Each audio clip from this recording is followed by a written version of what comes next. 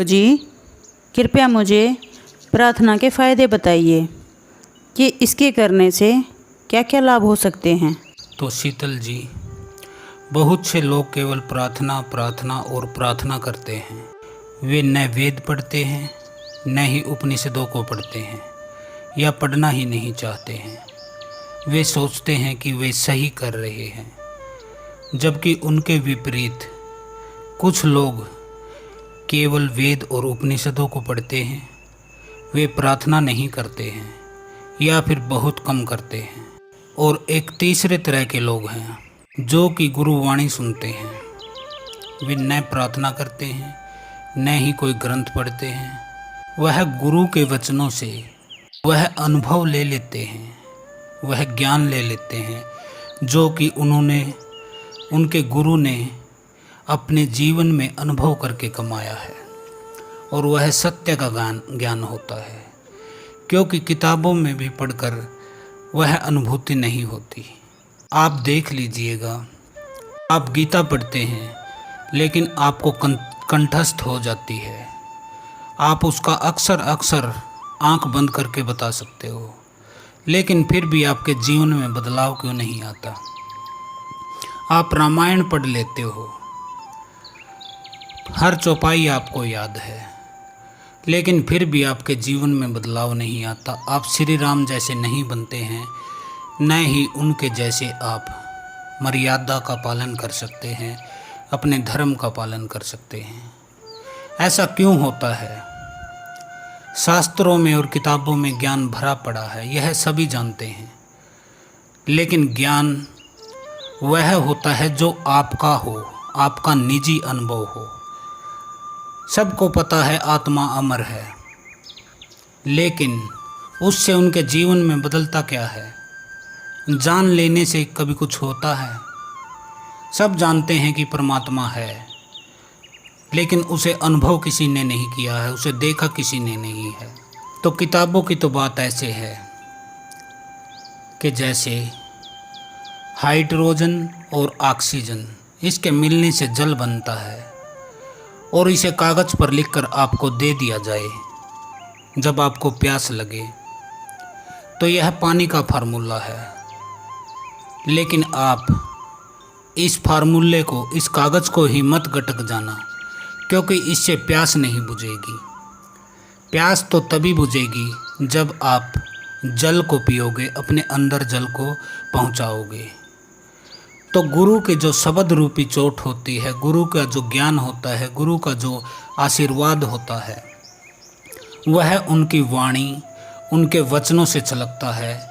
और वह जो आपको शिक्षा देते हैं, आपको सिखाते हैं, प्रैक्टिकली जो करके दिखाते हैं, आपके जीवन में जो भी समस्याएं हैं उनको वो आपके साथ खड़े रहकर आपको रास्ता दिखाते हैं, आपकी कठिनाइयों को हटाते हैं, आपको वह विचार देते हैं कि इस समस्या से या इस कार्य को कैसे पूर्ण किया जा सकता है, इसके लिए नीति क्या है, इसके लिए कितनी ताकत लगानी पड़ती है, इसके लिए आपको क्या क्या प्रक्रियाएं करनी पड़ती हैं।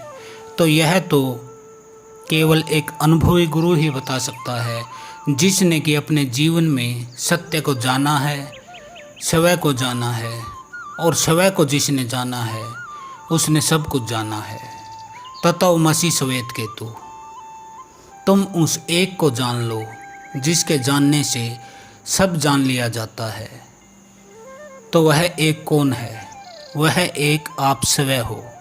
तत्वमसि श्वेत केतु, तत्वमसि का मतलब वही है कि तुम वही हो, तुम ही हो।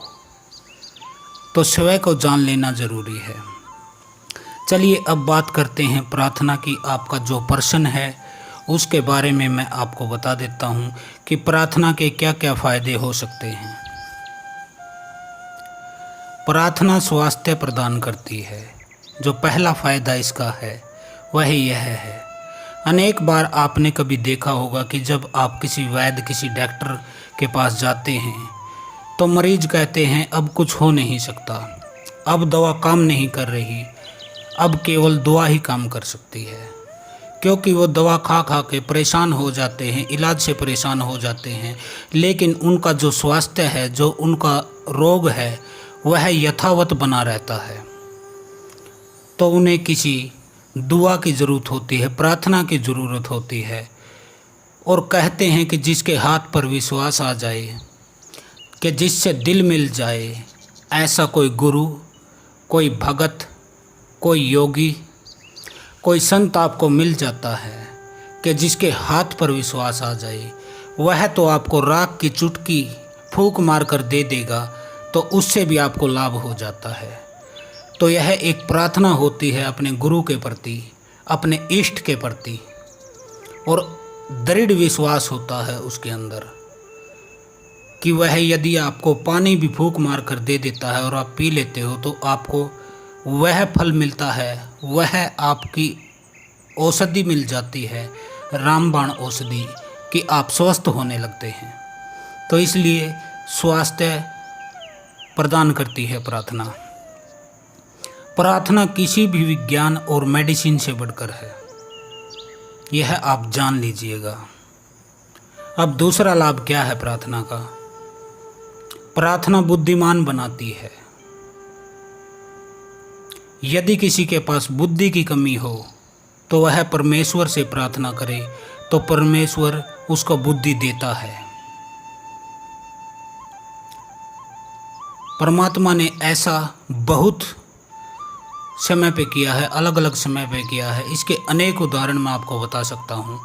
फिलहाल मैं आपको एक उदाहरण बताता हूँ जो कि अचूक उदाहरण है। वह उदाहरण है अर्जुन का, कि वह युद्ध भूमि में खड़ा है कुरुक्षेत्र, और उसका मन डावाडोल है।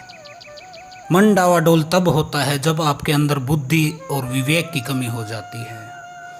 तो उस समय श्री कृष्ण ने, भगवान श्री कृष्ण ने उसे सत्य का ज्ञान कराया और गीता का उपदेश दिया, जिसके बाद अर्जुन ने पूर्ण विवेक और बुद्धि के साथ उस युद्ध को लड़ा और जीता। धर्म की जय जयकार कराई गई उस समय।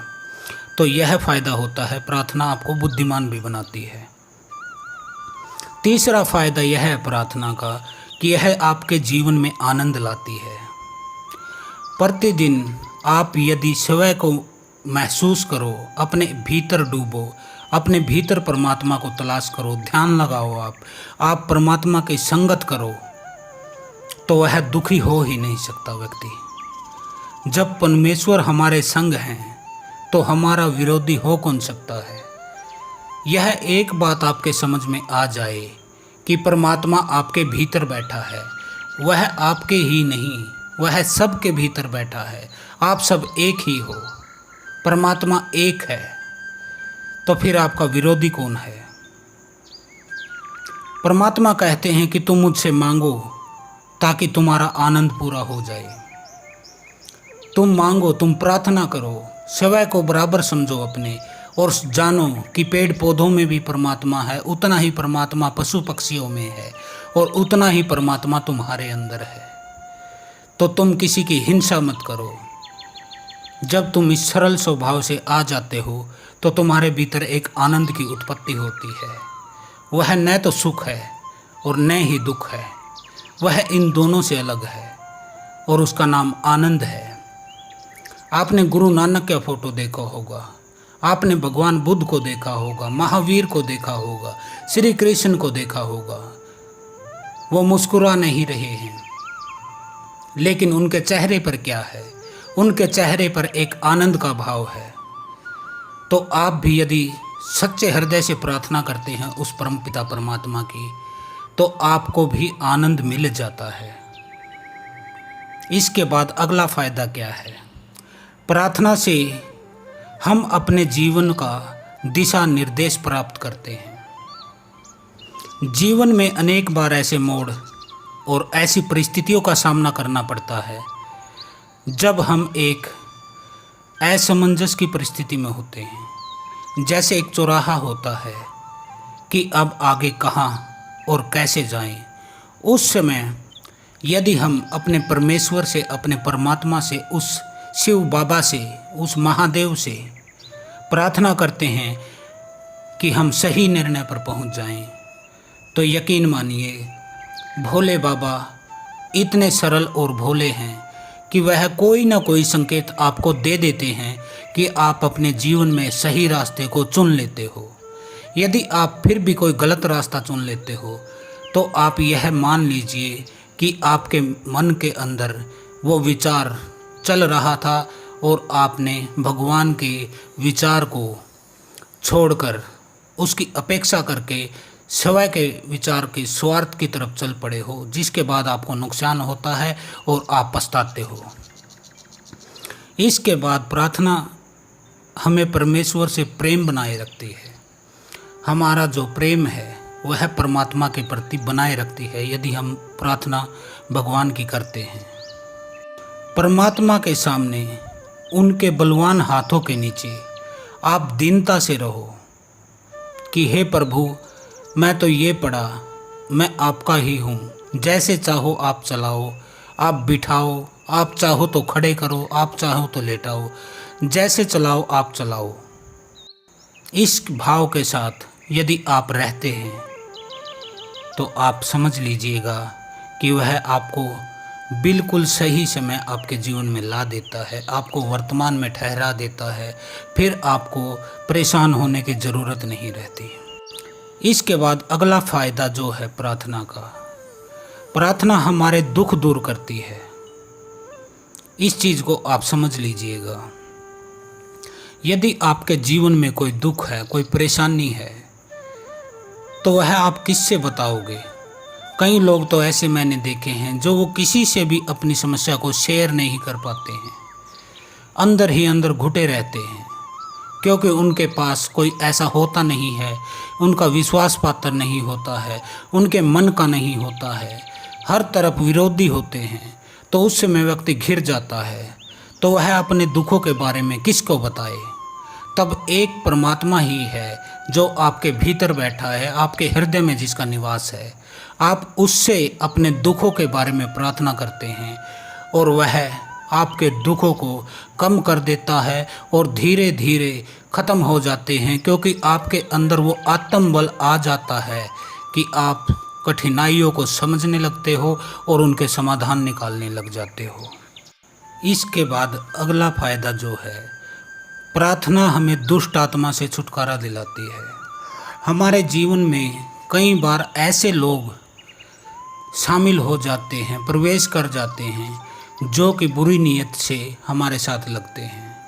चाहे वो हमारे धन के प्रति उनकी निष्ठा हो, हमारे शरीर के प्रति उनकी निष्ठा हो, हमारे पद से उनको कोई स्वार्थ हो। इस तरह से वो लोग हमारे जीवन में घुस जाते हैं और हमारी समस्याएं बढ़ने लगती हैं। तो उनसे बचाने के लिए प्रार्थना ही एक सच्चा रास्ता है। जब आप प्रार्थना करते हो तो आप बुराइयों से दूर रहते हो। जो भी विचार बुरे आपके अंदर डाले जाते हैं वह प्रार्थना के प्रभाव से उड़ जाते हैं, क्योंकि कोई व्यक्ति जब तक आपका बुरा नहीं कर सकता, जब तक कि वह अपनी सीख, अपनी जो उसकी नेगेटिव जो सोच है, थॉट है, वह आपके अवचेतन मन में प्रवेश नहीं करा देता, जिसके बाद आप स्वयं अपना नुकसान करने लग जाते हो। आपको समझ ही नहीं आता कि यह रास्ता सही है या गलत है, मैं जो कर रहा हूँ उसका परिणाम क्या होगा। आप एक उत्तेजना में कर गुजरते हो। बाद में आप पछताते हो कि उस व्यक्ति ने मेरे मन में ये विचार डाला था जिसकी वजह से मैं परेशान हुआ। तो प्रार्थना हमें ऐसी चीज़ों से दूर रखती है और यह प्रार्थना हमें नेगेटिव चीज़ों से भी दूर रखती है, बुरी आत्माओं से, बुरी शक्तियों से, बुरी सोच से हमें बचाती है। प्रार्थना हमारे पापों को नाश करती है। हमारे प्रारब्ध में, हमारे अवचेतन मन में जो भी अपराध भाव हैं, जो भी हमने बुरे कार्य किए हैं, वो एक किस्म से लिखे रहते हैं, स्टोर रहते हैं, उनकी मेमोरी वहाँ जमा रहती है, जिसके कारण हमारा आत्मबल गिर जाता है, हीन भावना का हम शिकार हो जाते हैं। तो यदि हम प्रार्थना करते हैं तो आपके अवचेतन मन से धीरे धीरे उन पापों की यादें या फिर आपके जीवन में कोई गलत कार्य हुआ था जिसकी मेमोरी आज तक आपके अंदर बनी हुई है, जो आपका नासूर बन चुकी है, आपको परेशान करती है, आपको कुछ करने लायक नहीं छोड़ा है, आपका शरीर रोगों से घिर गया है चिंता के कारण, सोचते सोचते आप मरने की कगार पर पहुंच जाते हैं, तो प्रार्थना हमें उन चीज़ों से भी हटाती है, हमारे मन से नेगेटिव जो ख्याल हैं उनको दूर करती है। और प्रार्थना की वजह से हमारे मन में सकारात्मक विचार, रचनात्मक विचार पैदा होने लगते हैं, उत्पन्न होने लगते हैं, जिससे कि हमारा जीवन एक सही दिशा में चलने लगता है, परमात्मा की तरफ वह चलने लगता है। तो ये प्रार्थना के कुछ लाभ थे जो मैंने आपको बताए। आप भी भक्तजन जो भी किसी को प्रश्न पूछना चाहते हैं तो हमसे पूछ सकते हैं। आपके जीवन में यदि कोई समस्या है, कोई बुरी शक्ति का आपके ऊपर वास है, या फिर आपको ज्ञान प्राप्त करना है, या फिर आपको किसी इष्ट की, किसी कुल देवी की, किसी देवता की साधना करनी है, या आपको अपने जीवन से बुरी शक्तियों को हटाना है, तो आप हमसे संपर्क कर सकते हैं। हम आपको तुरंत रिप्लाई देंगे। तो आज के लिए इतना ही। हर हर महादेव। ओम काली।